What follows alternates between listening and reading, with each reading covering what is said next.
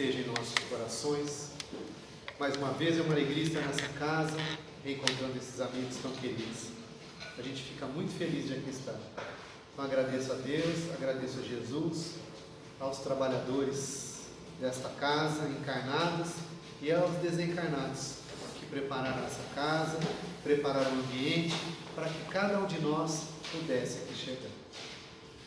Hoje, meus irmãos, nessa oportunidade, onde vamos poder refletir um pouquinho sobre o Evangelho de Jesus, o tema hoje, meus irmãos, sobre aquela despedida de Jesus, onde ele vai falar de dois símbolos, do pão e do vinho.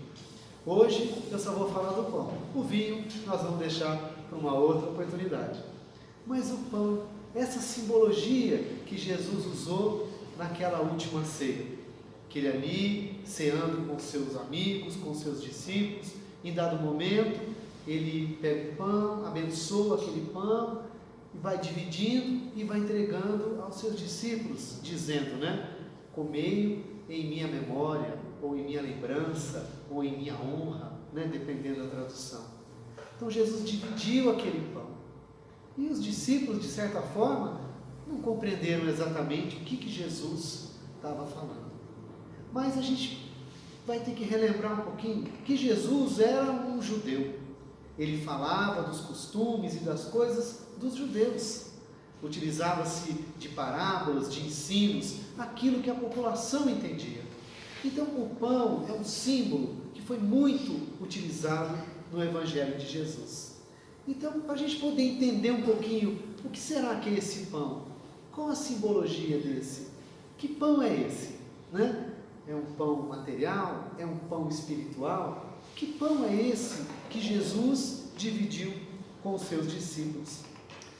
A gente vai voltar lá em Moisés, Pois assim, Moisés também foi um profeta, Ele era uma pessoa comum, assim como nós, mas era um profeta, um médium, uma mediunidade extraordinária.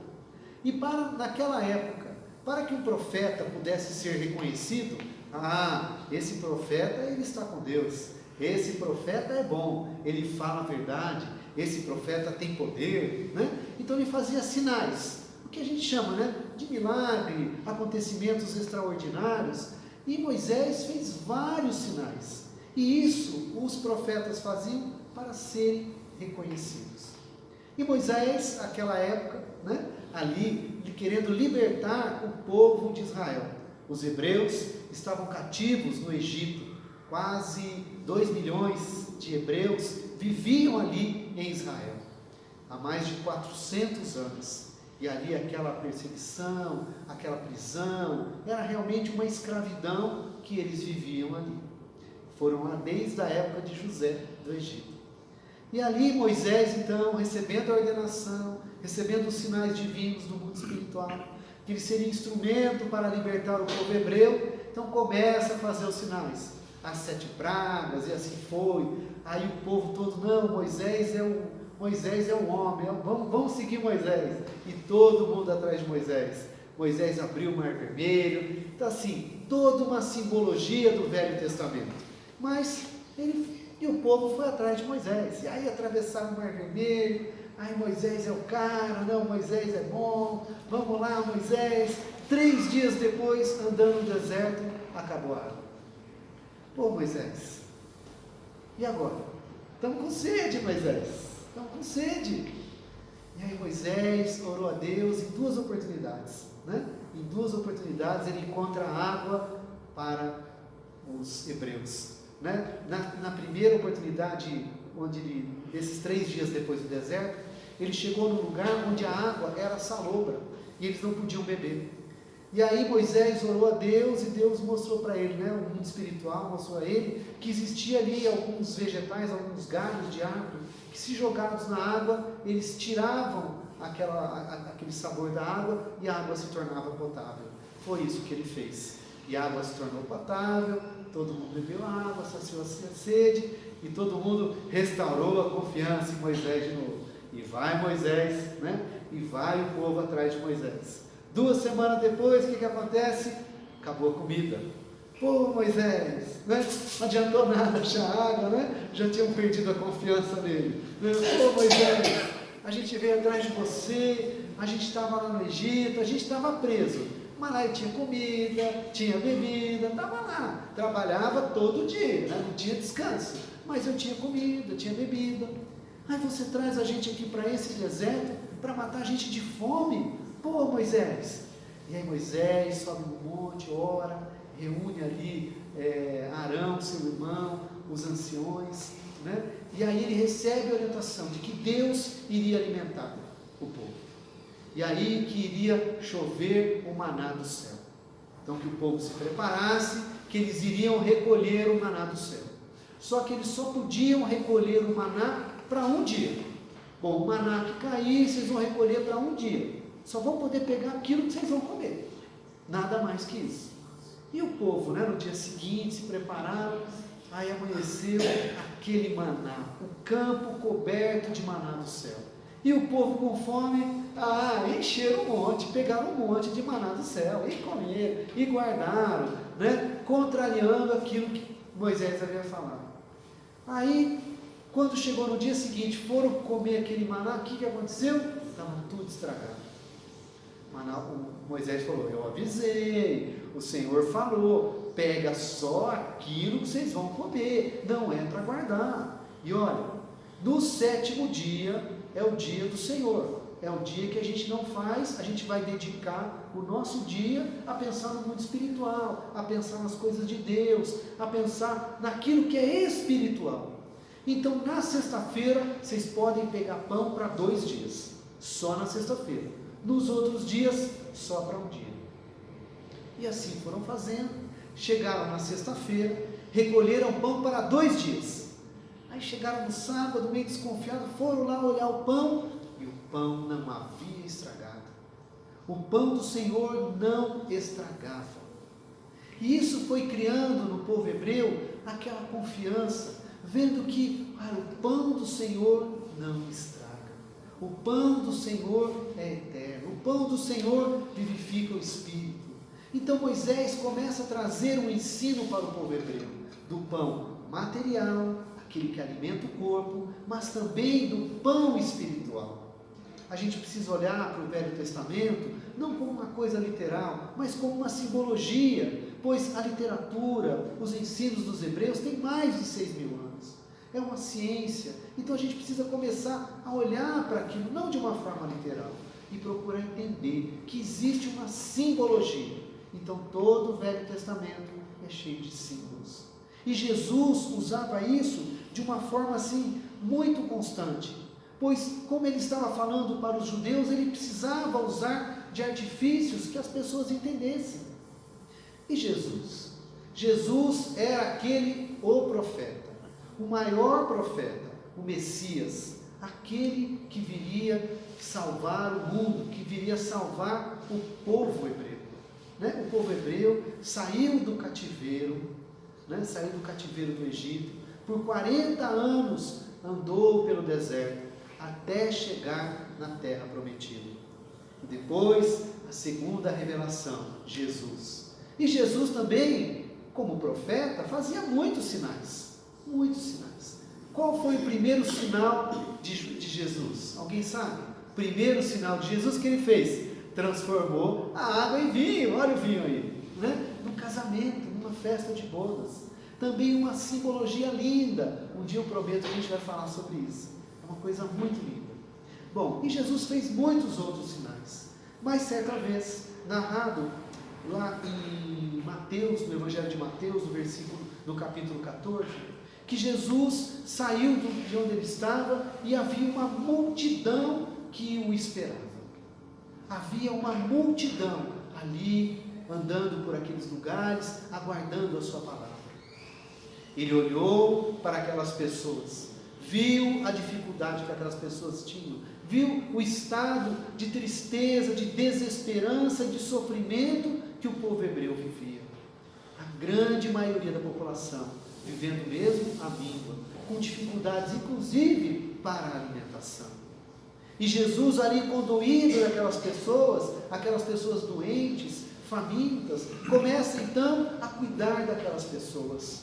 Jesus começa a impor a mão, começa a curar, começa a trazer alívio alento, esperança e consolo para aquelas pessoas. E esse trabalho foi o dia todo. Jesus curou e atendeu aquelas pessoas o dia todo. Está narrado no Evangelho que eram mais de 5.000 pessoas. Mais de 5.000. E em dado momento, já foi findando o dia, já estava entardecendo, os discípulos ali preocupados com aquela população. Aí disseram para Jesus assim: Senhor, despede as pessoas, para que elas possam ir para as aldeias, que elas possam buscar algum tipo de alimento, pois nós não temos como alimentar. Não temos como alimentar essas pessoas. E aí Jesus disse assim para os discípulos, que eles tivessem fé, que eles mesmos poderiam alimentar as pessoas, eles mesmos. E os discípulos ali meio que desconfiados, e aí Jesus vai e pergunta: o que tendes aí? Aí, Senhor, tenho 5 pães e 2 peixes, para 5.000 pessoas. Olha o símbolo que Jesus vai resgatar do pão e do peixe. E aí Jesus pede que todos se assentassem, de 50 em 50 pessoas, e que ele iria alimentar. Ele orou ao Pai, orou a Deus, e ele foi entregando os pães para os seus discípulos iam distribuindo esse pão não acabava, esse pão alimentou todo mundo, todas as pessoas saciaram-se de pão, mataram a sua fome. E aí um outro símbolo, e ainda restaram 12 cestos de pães, querendo trazer ao entendimento dos judeus que Jesus era o Messias de todas as tribos de Israel. Israel é dividido em 12 tribos, Então, mais uma simbologia: olha, eu sou o Messias de toda Israel. E Jesus faz esse, vamos chamar de milagre, mas esse efeito maravilhoso, alimentou as pessoas. No dia seguinte, a grande parte dessa população ainda estava atrás de Jesus. E aí foram até onde estava Jesus, e cadê Jesus? Jesus não estava mais lá, havia saído. E onde está Jesus? Onde está Jesus? Descobriram que Jesus estava do outro lado do lago de Genezaré. E aí eles vão de barco, a pé, vão de todo jeito para poder chegar do outro lado. E chegando lá: Senhor, como é que o Senhor chegou até aqui? Onde é que o Senhor estava? Como é que é? Aí Jesus traz uma lição maravilhosa. Aquele mesmo Jesus que na noite, no dia anterior, havia alimentado com o pão aquelas pessoas, disse para eles: em verdade vos digo, que vocês não vêm aqui por causa dos sinais que tenho feito, ou seja, do espiritual que ele tem trazido. Vocês têm vindo aqui atrás do pão físico, mas trabalhai não só pelo pão que mata a sua fome, mas trabalhai por aquele pão que não perece, aquele pão espiritual, aquele pão, voltando ao símbolo lá de Moisés, que era o pão que era colhido na sexta-feira, que era o pão espiritual que não estragava. Então isso já estava incutido na cultura dos hebreus. É o pão espiritual. Eles começavam a entender que Jesus veio trazer algo a mais, que era o ensino do Evangelho. E Jesus dizia: olha, aquelas pessoas que se alimentaram do pão material de Moisés, pereceram. Todos eles pereceram. É o pão espiritual que vai persistir. E Jesus ainda vai pedir, aí eles vão e pedem para Jesus: Senhor, dá-nos então deste pão. E aí Jesus vai e diz assim: eu sou o pão da vida. Querendo dizer que ele era aquele símbolo, não só do pão material, mas também do pão espiritual, que vinha ensinar, que vinha transformar a humanidade para aquilo que seria o nosso futuro. Querendo dizer que nós somos muito mais do que simples matéria, que nós não somos só o corpo físico, que nós somos também corpo espiritual. Era isso o que Jesus vinha ensinar nesta passagem. Mas, meus irmãos, é muito bom a gente falar de tudo isso. E aí eu quero fazer uma pergunta para vocês. Pois, se o Evangelho de Jesus veio nos transformar, então eu faço essa pergunta agora: qual é a nossa busca hoje por Jesus? Qual é o pão que estamos buscando com Jesus? O pão material ou o pão espiritual? Saímos do nosso lar hoje, né? Viemos até essa casa espírita. O que viemos aqui buscar? O que é o desejo do nosso espírito? O que é que move a nossa caminhada? Qual é aquilo que nos impulsiona a caminhar para frente? O que é que estamos buscando? Estamos buscando a transformação espiritual ou estamos simplesmente presos apenas aos problemas materiais? Não que seja errado o que Jesus fez, que Ele alimentou as pessoas com o pão físico. Não, está correto. Estamos na matéria, precisamos trabalhar, precisamos nos alimentar, precisamos estar olhando, planejando, né? Mas é só isso. E o nosso alimento espiritual? Quanto tempo temos despendido da nossa vida pensando no nosso espírito? Nós vamos, né, no supermercado, e com toda a razão, né, quando podemos, vamos comprar um alimento, olhamos o rótulo, saber os ingredientes, procuramos levar o melhor possível para a nossa casa, procuramos cuidar da nossa alimentação física e da nossa alimentação espiritual, do que temos nos alimentado. É uma pergunta, meus irmãos, é uma pergunta. E não se esqueçam daquilo que Jesus disse aos seus discípulos: dai-lhe vós mesmos de comer. Ou seja, dentro desta lei de causa e efeito, dentro desta lei de semeadura e colheita, nós nos alimentamos daquilo que o mundo está oferecendo para nós. Mas nós também somos provedores do alimento, não só físico, material, mas também do alimento espiritual. E qual é o alimento que temos levado para o nosso lar? Qual é o alimento que temos dado àqueles que convivem conosco? Aqueles que estão no nosso trabalho, no nosso grupo espírita? Qual é o alimento? O alimento sadio, né? O alimento bom do companheirismo, da verdade, do amor? Ou o pão estragado do rancor, da raiva e da calúnia, da inveja? Qual é o pão que nós temos ofertado àqueles que caminham conosco? Esse é o sentido do que Jesus, um dos, né? Tantos sentidos Jesus trouxe para nós, né? Quem dera nós sabermos conhecer todos os mistérios de Jesus, todos os ensinos de Jesus. Mas dentre algumas coisas que podemos observar nessa passagem, é que nós somos dois seres aqui. Nós somos um ser físico e espiritual. O nosso espírito está aqui, é o ser vivente, se manifestando aqui na terra, através do nosso corpo físico. Estamos cuidando da nossa alimentação física, mas e da alimentação espiritual? Do que temos nos alimentado, né? Quanto tempo passamos nos alimentando, né, de notícias tristes, notícias ruins? Quanto tempo nós temos nos alimentado? Tem um livro muito bonito, que eu vou pegar aqui, do nosso querido Chico. Eu vou ler só a primeira parte. Brilhe vossa luz, essa mensagem de Emmanuel, num prefácio do livro, onde ele diz assim: meu amigo, no vasto caminho da terra, cada criatura procura o alimento espiritual que lhe corresponda. A abelha suga a flor, o abutre reclama despojos, e o homem busca emoções. Nos variados climas do mundo, há quem se nutra de tristeza, de prazer barato, de revolta, de conflitos, de cálculos, de aflições. O discípulo de Jesus, porém, aquele que já se entediou das substâncias estragadas da experiência humana, pede a luz da sabedoria, a fim de aprender a semear o amor em companhia do Mestre.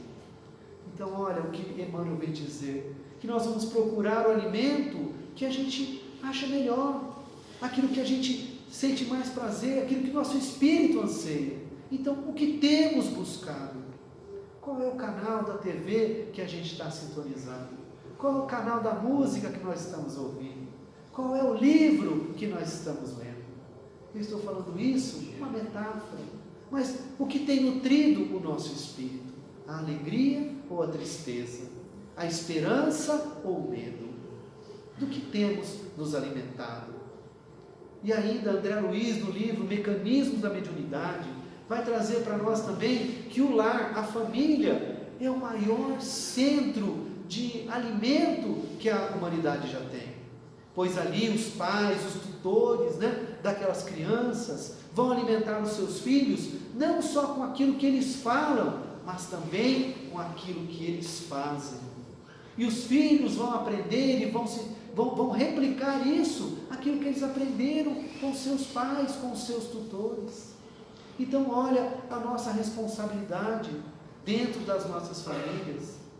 Qual é o alimento que temos distribuído para aqueles que convivem conosco? Claro que às vezes a gente quer dar um abraço e acaba dando uma canelada, não tem jeito, nós somos humanos ainda na nossa jornada, mas aí reconhecendo o erro, volta atrás, perdão, errei, vamos recomeçar, vamos reescrever a nossa história, estamos aqui para isso, aprender a amar. Essa é a grande oportunidade que Jesus nos deu, que Deus, através dessas leis divinas, proporciona para a nossa reencarnação. E a gente vai entender assim, quem são as nossas famílias, quem são nossos filhos, quem são as pessoas que convivem conosco, se não resultado dessa grande lei de causa e efeito. Nós vamos atraindo para nós aqueles mestres, aqueles professores que se apresentam para nós através, muitas vezes, de familiares difíceis, de chefes, muitas vezes, exigentes, e chegam para nós como castigo. Não, é a colheita de uma semeadura que estamos fazendo. Nós não vamos conseguir fugir disso. Por isso que Jesus sempre falava, cada um segundo as suas obras, eu sou o caminho da vida, olhem para mim aquilo que eu estou fazendo, o jeito que eu lido com Deus, o jeito que eu lido com a situação, aprendam comigo, que sou brando e humilde de coração. Então Jesus vai trazendo para nós um ensinamento de que a escolha é de cada um de nós, Deus não vai perguntar para o nosso vizinho qual o problema que ele teve com a gente. Não, ele vai perguntar para a gente: olha, meu filho, como é que você resolveu aquele problema com o seu vizinho? Eu dei uma pedrada na janela dele, fui lá e risquei o carro dele, fui lá e resolvi, pronto, tá bom. Mas a cada semeadura, uma colheita, simples assim, até que a gente possa um dia, quem sabe, aprender a resolver as situações de uma forma amorosa, com amor. Então é isso que Jesus muitas vezes vem ensinar para nós. Então eu refaço aquela pergunta: qual é o alimento que estamos buscando? Isso vai determinar para cada um de nós mudanças. Muitas vezes a gente vai entender: puxa vida, eu acordei, eu acordei às 7 horas. A gente vai anotar aqui, 7h05, quantas reclamações eu já fiz? Ai meu Deus, que cama dura, ai meu Deus, que dor nas costas, ai meu Deus, esse padeiro fez um pão duro, ai meu Deus, café tá caro. Quantas reclamações eu fiz? A gente começar a olhar para isso, é uma bobagem? Parece, mas e aí? Tá certo que aquele comercial, da Doriana, lembra daquela margarina Doriana? Todo mundo feliz, alegre, as crianças, já tudo arrumadinha, com a mochilinha ali pronta, tudo feliz, passando margarina no pão, aquele cafezinho. Aquilo ali, gente, é um comercial de TV, gente. Na realidade, não é daquele jeito, Vai lá, meu filho, acorda logo, está atrasado, mas tudo bem. Mas o que nos move é o amor. Isso tem que ser o motivo que nos leva para frente, o amor. O amor, o respeito, o carinho. Nós não somos seres perfeitos ainda, estamos caminhando para isso, e é um projeto de Deus para cada um de nós. Nós ainda seremos espíritos puros, seremos. Quanto tempo vai demorar? Não sei, vai depender do esforço de cada um, como Jesus disse: a cada um segundo as suas obras, Então nós vamos vendo como o Evangelho de Jesus está próximo de nós, como o Evangelho de Jesus faz parte da nossa vida, faz parte. Então de manhã, quem sabe talvez, primeira coisa que pensar foi: Senhor, graças a Deus, acordei Senhor, Eu vou tomar só meio café que está caro, mas tudo bem, estou com meio café aqui, tá bom. Tem gente que nem isso tem. Agradecer pela cama, pelo leito, pela casa. Agradecer é isso que muitas vezes, as pessoas de outras religiões, não quero fazer uma crítica, mas quero dizer a grandeza que eles têm, que eles falam que vivem no estado da graça, que vivem pela graça. O que é isso? É viver agradecido a Deus por tudo que nos chega, por tudo. Eu estou no estado da graça, pois tudo que nos chega tem permissão divina. Então está tudo certo, eu só preciso começar a entender o que é isso que está me chegando. O que está chegando? O que significa isso na minha vida? Será que é uma colheita dura e difícil? Vamos olhar. Não, graças a Deus eu já mudei isso. Já não estou fazendo mais, graças a Deus. Então ótimo, colhe, agradece a Deus e inicia, continua com o seu novo plantio, continua com a sua nova semeadura, continua plantando. Então a gente pode ver quantas pessoas que nos alimentaram, quantas pessoas nos alimentaram. Nosso querido Francisco Cândido Xavier tem um livro dele chamado Boa Nova, onde ele traz alguns textos, algumas histórias ocorridas com Jesus, isso está lá nos arquivos espirituais, e uma delas conta que Jesus, logo após ter vivido ali no deserto, ele chega a Jerusalém, ele ainda não tinha começado a sua jornada, o seu trabalho, o seu apostolado, e ele chega em Jerusalém, e ali como um viajante qualquer, fica olhando o ir e vir do templo, os religiosos, começa a ver tudo aquilo, e ele olha, e um grupo de religiosos, um grupo de sacerdotes ali que estavam ansiosos, vão e perguntam para ele assim: ô Nazareno, o que você está fazendo aqui na cidade? Ele fala: passo por aqui para construir o reino de Deus. Eles começam a rir de Jesus. Que você construiu o reino de Deus? Quem é você? Você é amigo lá dos juízes? Você é amigo lá dos romanos? Onde está o seu exército? Onde está tudo isso? E eles vão depois e perguntam para ele: mas o que vem a ser reino de Deus para você? Aí ele vai e traz uma resposta maravilhosa, diz assim: que o reino de Deus é obra divina no coração dos homens, onde vai dizer que Deus está fazendo uma obra dentro dos nossos corações. E que obra é essa, senão transformar os nossos sentimentos, aquilo que a gente ainda não consegue. A gente fala: puxa, eu preciso amar, preciso compreender, mas como é que eu faço tudo isso? Então Jesus veio trazer esse ensinamento para nós. E esses dias a gente estava falando com os nossos irmãos, e essa palestra que eu fiz foi no dia 8 de julho, numa outra casa espírita. E aí nós estamos relembrando que no dia 8 de julho de 1927, então há exatamente 98 anos, nosso querido Francisco Cândido Xavier, querendo auxiliar a sua irmã Luísa, que estava passando por um processo obsessivo, e sabendo que lá em Pedro Leopoldo o espiritismo ainda começava ali no Triângulo Mineiro, ali na região de Belo Horizonte, e ali um casal da família Perácio começava a fazer algumas reuniões do Evangelho em seus lares, e o Chico e os seus familiares, sem ter conseguido nenhum tipo de tratamento para a sua irmã, foram em hospital, foram em padre, foram em todo lugar, não tinha remédio. Pensa assim: quem sabe eu levando a Luísa lá, os espíritas conseguem fazer alguma coisa? E quando ele chega naquela casa, a esposa do senhor Perácio diz assim: olha, vejo uma chuva de livros sobre sua cabeça. E o Chico não teve uma chuva, foi uma tempestade de livros, 420 obras. E aí o Chico, com 17 anos de idade, ele diz que ele, sem ter conhecimento algum do espiritismo, não conhecendo nada, a senhora deu um lápis, algumas folhas de papel, e sem que ele pudesse controlar, o seu braço começa a psicografar.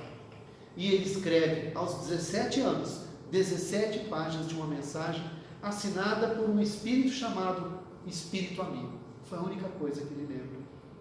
E o Chico, sabendo de tudo isso, sabendo, conhecendo todo o mundo espiritual, começando o seu trabalho, olha o que ele fez, da sua vida.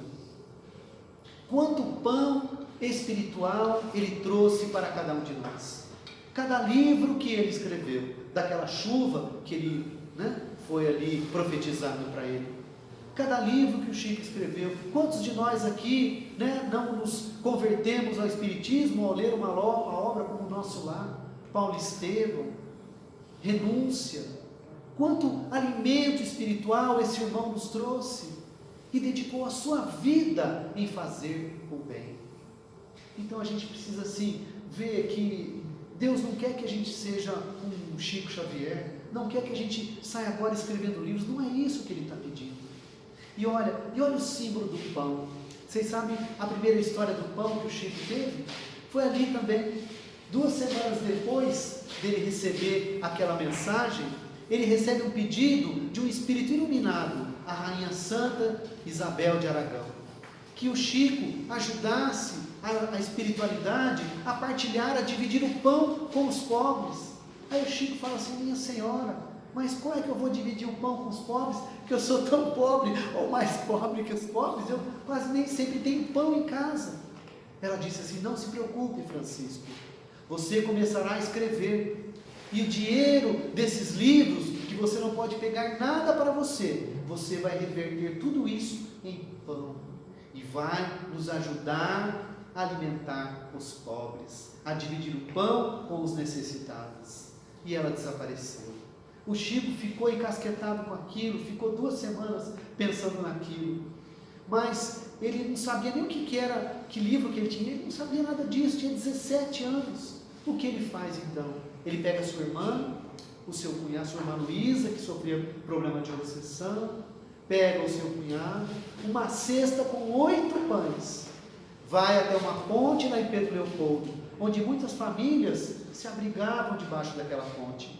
Aí o Chico vai lá, reúne aquelas pessoas com 17 anos, que coisa incrível, né? Faz uma prece e ali distribui o pão para todas aquelas pessoas que ali estavam, os 8 pãezinhos,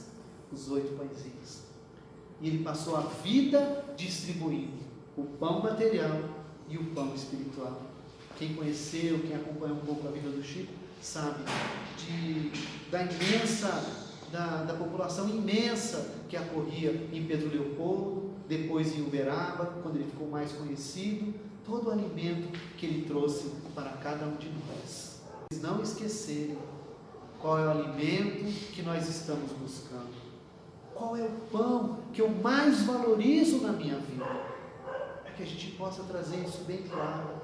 Não que isso seja ruim, se a gente descobrir que o pão que a gente está buscando não é um pão tão saudável assim. Não tem problema. É só para trazer para a nossa consciência, para que a gente possa, vendo a nossa capacidade de análise, rever a nossa história, rever o nosso caminho, olhar para os nossos relacionamentos, olhar para dentro da nossa família. Muitas vezes passamos anos sem conversar com uma pessoa, com um parente, anos sem saber quem é aquela pessoa que mora ao nosso lado.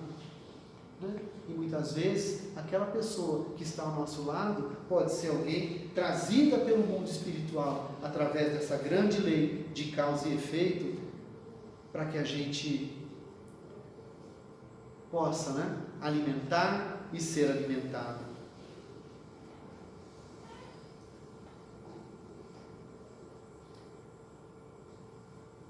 Então nós nos alimentamos de emoções, como disse Emmanuel. E tem um livro do nosso querido Chico, um outro livro, que eu esqueci o nome, daqui a pouco eu lembro. Eu só lembro que ele foi escrito, ditado pelo espírito Humberto de Campos, irmão X. E a história desse texto é muito engraçada, porque a gente estava procurando alguma coisa para poder contar uma história, que toda reunião pública a gente gosta de contar uma história que acaba trazendo um exemplo vivo para a nossa vida. E a primeira pesquisa que eu fiz, saiu essa história. E a história era assim, a história de um pão. E Humberto de Campos começa contando assim, que Barsabás, um tirano de um reino lá do Oriente, há muito tempo atrás. Ele era um rei, mas era um tirano. Passou desta para melhor. Acordou do mundo espiritual. E ali, se vendo como espírito, né, quis rever todas as suas posses. Todas as suas posses. E aí vai então e se dirige ao seu antigo castelo. Chegou no seu castelo e ali já tinha outro dono. Sua esposa, né, rancorosa, muito triste com as atitudes dele, né? Triste mesmo com as atitudes dele durante a vida, o casamento, né? Querendo assim, vendeu tudo. Vendeu o castelo, vendeu seus tapetes, seus adornos, se desfez de tudo. Ele muito triste, querendo ali falar com ela, viu que ela não atendia, então ele pega e vai atrás de alguns amigos. Quem sabe os amigos poderiam lembrar dele? Que nada, ninguém lembrava dele. E quando lembrava, era para contar alguma história triste, era para contar alguma maldade que Barsabás havia feito. Buscou então, quem sabe, os amigos, filhos, vamos buscar os filhos. E ele vai então ao encontro dos filhos, isso ele lá, né? Espírito já desencarnado. E encontra seus filhos brigando no tribunal para saber qual seria a melhor forma de partilhar os bens. Ninguém se lembrava dele. Ninguém se lembrava dele, ele muito triste, começou a chorar profundamente. E chorou tanto, mas se entristeceu tanto, que as lágrimas turvaram a sua visão. Ele ficou cego. Ficou cego no mundo espiritual e andou durante muitos anos ali naquela escuridão, ouvindo gritos de vingança, de sarcasmo, gargalhadas, e ali sofrendo muito. Mas até que depois de um bom tempo, pensou, quem sabe a oração poderá me ajudar, e decide então fazer uma prece, e mentalmente pede ao Pai que possa o ajudar, que ele possa sair daquela escuridão. E ali mesmo, sem conseguir enxergar, como que guiado por algum espírito tutelar dele, ele é levado até ali no mundo espiritual, quando vai de encontro a um palácio de estrelas. No mundo espiritual, ali um posto socorrista, no mundo espiritual. E ali, naquele posto socorrista, que estava ali cercado de milhões de luzes, milhões de estrelas que circulavam e circundavam. Ele havia chegado no Palácio das Preces, que era o nome. E chegando ali no Palácio das Preces, um espírito protetor à porta dizia, seja bem-vindo, Barsabás. Ah, meu amigo, obrigado. Que luzes são essas? Que luzes são essas? Que estrelas são essas? Essas estrelas, Barsabás, são preces de gratidão das pessoas da terra. Cada vez que alguém faz uma prece de gratidão, por alguma atitude, por algum ato, sobe essa estrela aqui e ilumina este palácio. E Barsabás, ah, pobre de mim, que sempre fiz o mal, pobre de mim, não tenho remédio. E o Espírito Protetor disse, Barsabás, bem se vês ali os sinais de toda a maldade que você fez. Ainda escuto o choro das pessoas que foram maltratadas por você. E Barsabás ali chorando muito, quando então aquele Espírito Protetor disse assim, mas nem tudo está perdido, Barsabás. Eis aqui que tem uma estrela para você. Alguém fez uma prece por você. Alguém fez uma prece por mim. Mas quem será? Quem foi? Há 32 anos atrás. Alguém fez uma prece para você. Uma criança que recebeu de você um pão. E aquele pão matou a fome dele. E aquela criança fez uma prece a Deus, agradecendo para que Deus te abençoasse. E Barsabás ali tentando rememorar, sim, Jonaquim, aquela criança rejeitada, ele mesmo. Barsabás, siga essa estrela, siga essa pequena luz, acompanhe, e quem sabe ela vai te tirar deste sofrimento sem fim. Vai, meu irmão, siga essa estrela. E Barsabás, ali enxergando, seguindo aquela estrelinha daquela prece, ele não foi levado ao mundo espiritual, não. Quando ele se viu, ele estava na terra, ali mesmo, naquele reino do Oriente, adentrando uma carpintaria humilde, onde um homem rude manejava um enxó num lenho grande. era um homem de 40 anos. Ele reconhece, era Jonacã com 40 anos de idade. Barsabás se agarra ali a Jonacã, como se unidos por aquela prece, eles dividiam aquele sentimento de amor mútuo. Um ano depois, Jonacã ali sustentava em seus braços mais um lindo filho, uma linda criança. Barsabás, por causa de um pão, recebeu da lei divina a oportunidade da reencarnação, para que pudesse mais uma vez refazer o seu caminho e aprender a amar. Um pão. Uma boa noite a todos, que Jesus nos abençoe. Muito obrigado.